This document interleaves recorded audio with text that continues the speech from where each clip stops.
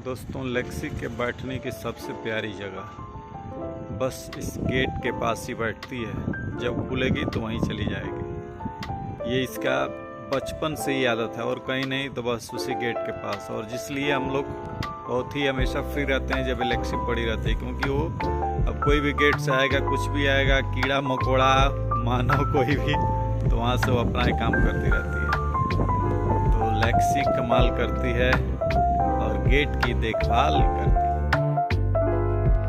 मेरे पीछे एक नदी बह रही है और ये कौन सी नदी है, क्या है, कैसे है, चलिए मैं आप लोगों को कुछ इसके ऐतिहासिक और पौराणिक सुनाता हूँ और बताता हूँ।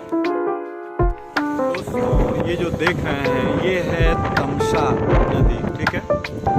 और ये तमसा नदी है और मैं यहाँ पर ये जो है कि रफना और जो है चिलबड़ा गाँव को जोड़ने वाली जो पुलिया है उसी पुल पर मैं खड़ा होकर के शूट कर रहा हूँ। और मैं क्यों यहाँ खड़ा हुआ, अचानक मैं यहाँ से गुजर रहा था तो ये जब तमसा नदी यानी हर साल जब बरसात होती थी तो जितना भी ये दिखाई दे रहा है ग्रीन ग्रीन, जब सब कुछ चाहे इधर जो है कि जो भी देख रहे हैं दूर तक पूरा भर जाता था। और इस साल सूखे की चपेट में ये है कि नदी बिल्कुल एक पतले नाले की तरह जो है कि बह रही है। पता है दोस्तों, इसका ऐतिहासिक और पौराणिक महत्व तो इसी में है कि जब भगवान राम जो है विश्वामित्र मुनि के साथ जा रहे थे जो है अयोध्या से, तो इसी रास्ते से होकर के गुजरे। और जब ये गुजरे तो फिर जो है कि आगे चल करके इन्होंने जो है कि बक्सर पहुंचने से पहले इसी तमसा नदी को उन्होंने पार किया था।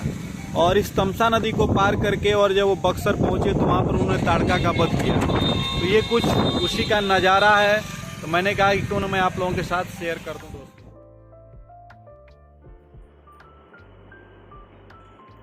गुड इवनिंग दोस्तों, कैसे हैं आप लोग? उम्मीद है आप लोग अच्छे होंगे, स्वस्थ होंगे, मस्त होंगे और अपने अपने काम में लग चुके होंगे। दोस्तों, सुबह से पूरी व्यस्तता के बाद थोड़ा सा टाइम मिला और व्यस्तता क्या क्या रही थोड़ी सी उसकी झलकियाँ मिल जाएंगी आप लोगों को ब्लॉग में आगे जो है। और बस यही चीज़ है कि चाहे सुबह हो, दोपहर हो या शाम हो, नहीं कभी जीवन में किसी प्रकार का आराम हो, हर समय काम ही काम हो। अगर जीवन में ऐसा है तो समझ लीजिए कि आज नहीं तो कल आपका नाम ही नाम हो, ऐसा हो जाएगा, बिल्कुल हो जाएगा। और ये जीवन का यही अद्भुत सत्य है। तो अभी हमारे यहाँ क्या क्या हो रहा है मैं दिखा रहा हूँ। पता है दोस्तों, आज आप लोगों के सामने एक बड़ी मजेदार चीज बता रहा हूँ। पता है, हमारे यहाँ जो है ना सब्जी भी चरित्रवान होती है, ठीक है। तो आइए दिखा रहे हैं कौन सी सब्जी चरित्रवान होती है और कैसे क्या क्या होता है। तो दोस्तों, ये है इनका, ये जो सब्जी बना रही हैं दोस्तों, तो दोस्तों ये है चरित्रवान सब्जी। चरित्रवान क्यों भाई? वैसे जो भी ग्रीन सब्जियां हैं ना या कलरफुल सब्जियां हैं सभी को मैं चरित्रवान कहता हूँ। चरित्रवान कहने का सेंस ये है कि अब इसे देखिए, किसी सब्जी को उसके मूल प्रकृति में खा लेना, यानी कि जैसी है वैसा आप अगर खा लेते हैं तो उसमें और जो जीवित है तो समझिए कि वो चरित्रवान है। यानी कि सभी हरी सब्जियां चरित्रवान सब्जी के रूप में आती है, क्योंकि आपके शरीर को, मन को, मस्तिष्क को सही करके रखती है। और जैसे आपने पनीर लिया और पनीर खाया तो पनीर देखिए पहले दूध था, दूध को रंजू पूरा आपने उसकी व्यवस्था को चेंज किया, फाड़ उड़ करके उसके पूरे स्ट्रक्चर को आपने क्या किया, चेंज कर दिया। फिर उसके साथ आपने पूरा मसाला वसाला डाल करके आयल में भून करके उसको ऐसा बना दिया, तो वह हो गया जो है कि चरित्रहीन सब्जी क्योंकि उसको खाने के बाद जो है कि आप उसके मूल प्रकृति में नहीं लेते हैं। तो दोस्तों, मुझे लगता है कि सब्जियों को अपने मूल प्रकृति में रहना ही चाहिए। आपका क्या व्यू है जरूर बताइएगा कमेंट करके। और अंजू, लौकी को जितना कोई खाएगा उतना ही उसको लौकेगा यानी कि वो उसकी दृष्टि अच्छी हो जाएगी, उसको उतना ही दिखाई देगा। तो यहाँ कुछ ऐसा ही है। और ये देखिए बिटिया रानी जो है कि ले करके, और ये अब जो है कि सुबह से बोला जा रहा है अनार खाओ, तो अनार खा करके थोड़ा आयरन लेने की कोशिश कर रही हैं। और साथ ही साथ जो है कि भाई तैयारी भी चली कंपटीशन की, तो बहुत सारा काम है, ये सब यहाँ चल रहा है। तो ये देखिए, ये है पढ़ाई का तरीका, और इस तरीके को कहते हैं आलसी पढ़ाई। और आलसी पढ़ाई ये है कि ब्यूटी रानी ऐसा इसलिए है क्योंकि भाई की होनी चाहिए, चाहे वो कैसे भी हो, चाहे आलसी पढ़ाई हो चाहे फुर्तीवान पढ़ाई हो। क्यों बेटी? तो ये संघर्ष भरी पढ़ाई है। हाँ, तो ये जो है कि भाई इस पढ़ाई को हम लोग कहते हैं कि स्ट्रगल स्टडी, क्योंकि ये इनका स्ट्रगल पीरियड है। बहुत समय से किसी तरह से ये जो है कि अपने को मैनेज कर पा रही हैं।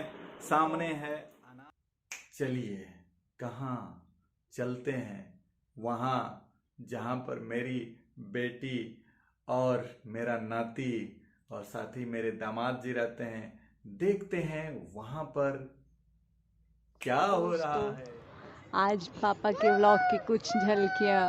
पुणे से वैदिक आया है पार्क में, और पार्क में भी आते हुए वो नानी, नाना, मामा, मासी सबको याद कर रहा है। क्या हुआ? नहीं, प्लेन नहीं है बेटा, इधर देखो, मम्मा को देखो। आप नाना जी को याद करते हो?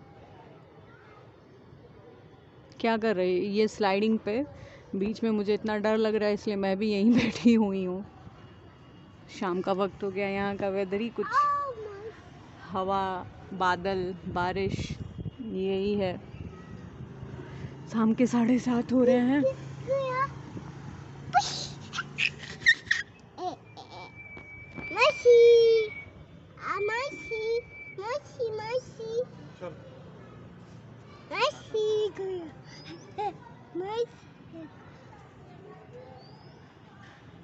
उसको पकड़िए ना।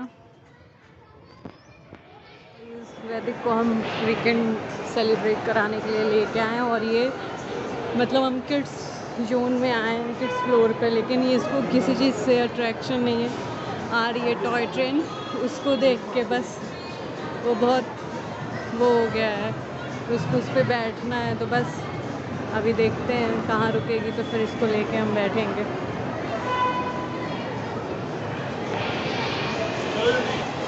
ये है कुछ चहल पहल वीकेंड की। और आप लोग देखिए पापा वहाँ से क्या करते हैं। मैं यहाँ से दिखा रही हूँ कि वैदिक अपने पापा के साथ क्या करने वाला है।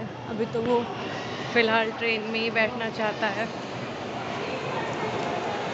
आवाज़ नहीं आ रही होगी, वैदिक को लेके मैं बैठी हूँ, ट्रेन की राइड करा रही हूँ। और ये अभी शॉक में है क्योंकि वो पापा अभी इसके नहीं दिख रहे हैं। यही है इंजॉयमेंट शहर में। बाबू round and round, round and round करो। कैसे करता है वैदिक राउंड एंड राउंड? तो ये देखिए शाम के समय का कुछ आकाश, ये बिल्कुल लाल हो चुका है। जिसको हम लोग कहते हैं गोधुली वेला, और उसके आगे की चीज़ें। सेंस क्या है मैं बताना चाहूँगा आपसे इस लाल आकाश को दिखाने का, कि कहीं न कहीं बचपन में कहा जाता था कि अगर ऐसा कुछ आसमान हो रहा है ना, तो ये कुछ न कुछ सूखा का प्रतीक दे रहा है। और निश्चित तौर पर कहीं बारिश नहीं है। और यहाँ देखिए क्या है, अब आप देख सकते हैं कि यहाँ पर एक भी पत्ता जो है यहाँ पर हिलता हुआ नहीं दिखाई दे रहा है। अगर आप ध्यान दें तो आपको दिखाई देगा कि कहीं पर भी एक भी पत्ता हिलता हुआ नहीं दिखाई दे रहा है। देखिए पास से कुछ भी नहीं, एकदम सब वैसे का वैसा ठप पड़ा हुआ है। यानी कि समझ सकते हैं कितनी उमस भरी गर्मी है यहाँ पर, क्या बताया जाए। बिल्कुल बहुत उमस है, और ये गर्मी काटना बहुत मुश्किल काम होता है दोस्तों।